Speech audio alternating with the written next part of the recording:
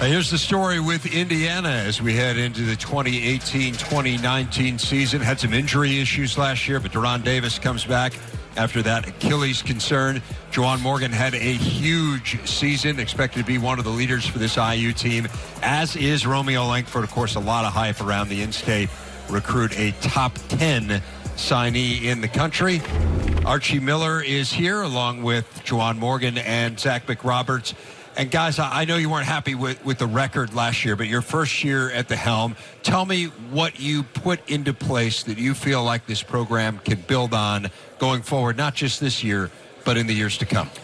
Well, I think that the team last year, really worked as hard as they possibly could. And it took us some time, but as a group, I think as we got into the middle of January, late January, early February, we started to see sort of the work that was being done every day come to the court. The way that the defensive side of the ball was approached, the way that we wanted to play offensively. I think we were more efficient late in the year, but I think as these guys will tell you, as we finished the season, we improved a ton. Now we just have to take what we improved on, and then these guys have to sort of lead the way with our newcomers about a higher starting point this season.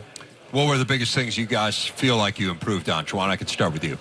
I just think on the defensive end of the ball, we started playing more together, like playing for one another, not so much just trying to stop your own guy, but also being aware of the other four on the court. And I think as the season went on, we just became more together and close-knit group on that side. Zach? Yeah, I think just being more comfortable offensively, defensively with a new system, building throughout the year. I think we played our best towards the end of the year, and that was the result of practicing every day and working at it. You guys are co-captains. How do each one of you guys lead?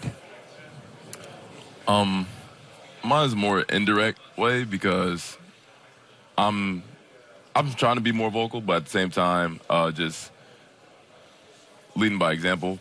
Saying like if somebody's not going hard, then I try to make it a very direct point to go and make them guard me, so that way they have to go hard.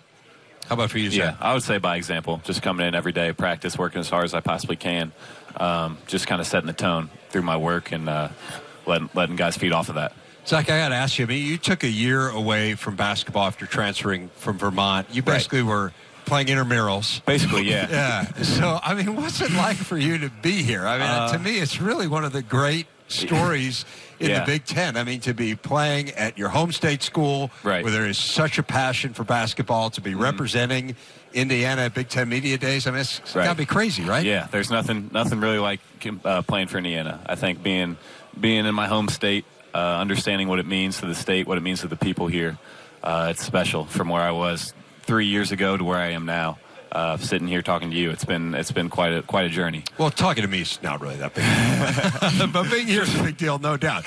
Juwan, how about for you? Your game took such a huge jump last year. You essentially doubled your scoring output.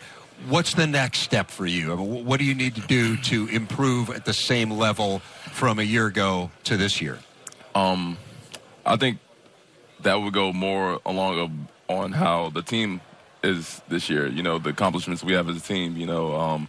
Of course, the individual stats were there, but we weren't winning, so that falls on the leaders. And I think this year that won't be a question, as it wasn't last year. And I think just making sure everybody's accountable, holding everybody accountable to holding up their end, whether that be if they're a ball mover or if they have to set good screens or whatever it may be, just making sure everybody's doing that thing.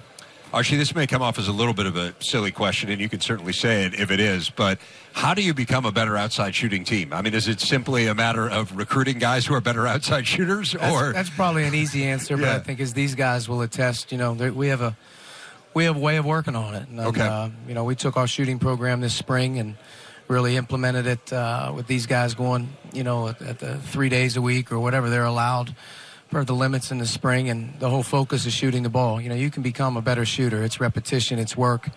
It's also doing it in an organized manner that you're getting better. And I think these guys are two guys that have greatly improved, with our spring and our summer and shooting the ball, as all of our returners have. And then hopefully the influx of new guys, can add to that. But without question, shooting the ball last year, if he just made a couple more shots, there could have been a couple different outcomes. And, it really does come down to when the ball goes in the net. It's a little bit easier. Yes. A few of those newcomers have gotten a ton of publicity, but none more so than Romeo Langford. I think we just have to talk about, let's just get it out on the table.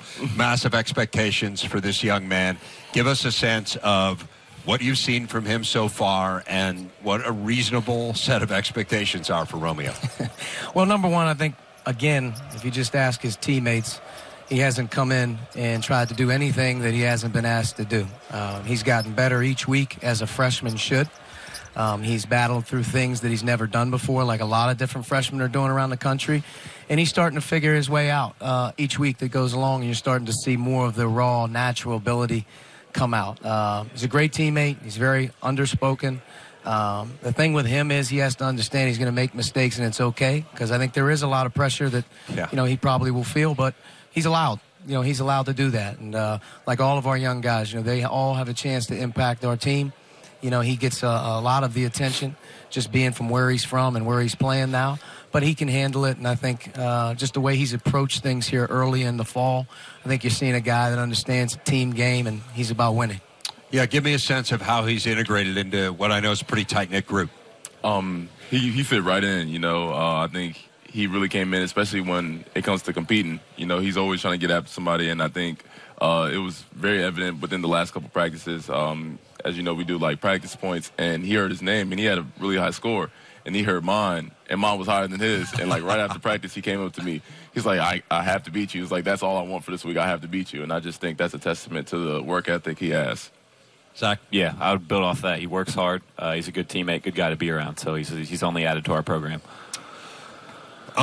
I want to ask about Deron Davis. We mentioned that he had missed a significant amount of time last year. To me, he was a huge piece. People didn't talk about it maybe as much as they should. A player who had really improved. Where is he? I know it's a tough injury to come back from. Where is he physically? It's a tough injury to come back from. We're taking it slow. He continues to sort of be on pace. He's now starting to get integrated more in basketball stuff, which means he's in practice. He's been in practice more the last probably 5 than he's been all in our off season. And I think his challenge right now is what can I do extra to get my conditioning going. That's going to be his battle, is conditioning.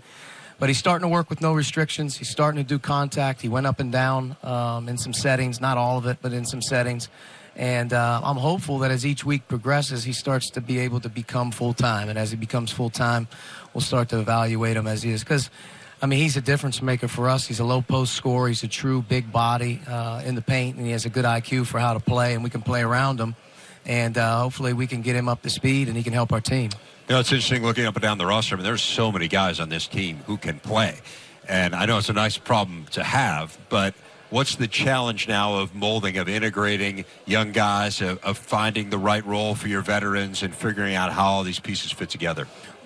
Biggest thing is chemistry. We have to develop a really good chemistry, and a lot of it has to do with our leadership. Number one, embracing the new guys and obviously coaching them and helping them get better. Our young guys got to be accepting of new roles and learning the college game, but it's going to come down to togetherness and chemistry. And they all have to understand there's some sacrifice that's going to happen for us to get to where we want to get to. And as Juwan pointed out early, the end of the day, a great season by our team can really help the individual. And that's what we're going to have to get together. But there's competition. And you love that as a coach, because you get to walk into a practice gym every day and you get to watch players go at it and play. And that's the fun of developing the team, is having them want to be in there and earn it. And, we'll have our challenges like all teams in college basketball. But, I like our guys right now. And I think as we continue to evolve, we have a chance to get better. Can't wait to see it. Zach McRoberts, Juwan Morgan, Archie Miller. Thanks, guys. Thank you. Thank you. Really appreciate it.